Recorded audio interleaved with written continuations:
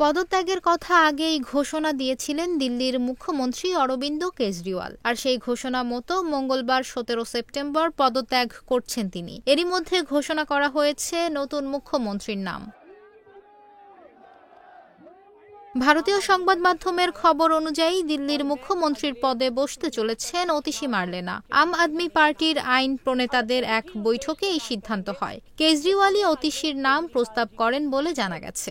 এতদিন দিল্লির শিক্ষামন্ত্রী ছিলেন অতিশী, পাশাপাশি গণপূর্ত ও রাজস্ব দপ্তর ছিল তার হাতে।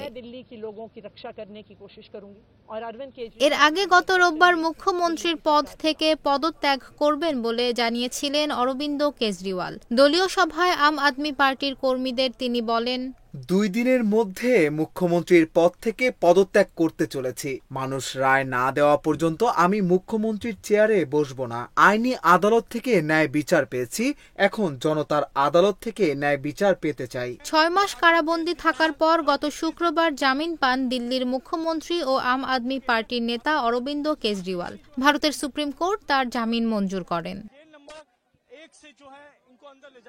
আবগারি দুর্নীতি মামলায় এনফোর্সমেন্ট ডিরেক্টর ইডির হাতে গ্রেপ্তার হয়েছিলেন কেজরিওয়াল। সেই মামলায় আগেই জামিন পেয়েছিলেন। তবে মামলায় নিম্ন আদালতে জামিন পাওয়ার সঙ্গে সঙ্গেই সিবিআই এর হাতে গ্রেপ্তার হন কেজরিওয়াল। এর পরিপ্রেক্ষিতে জামিন চেয়ে আবেদন জানিয়েছিলেন আম আদমি পার্টির এই নেতা।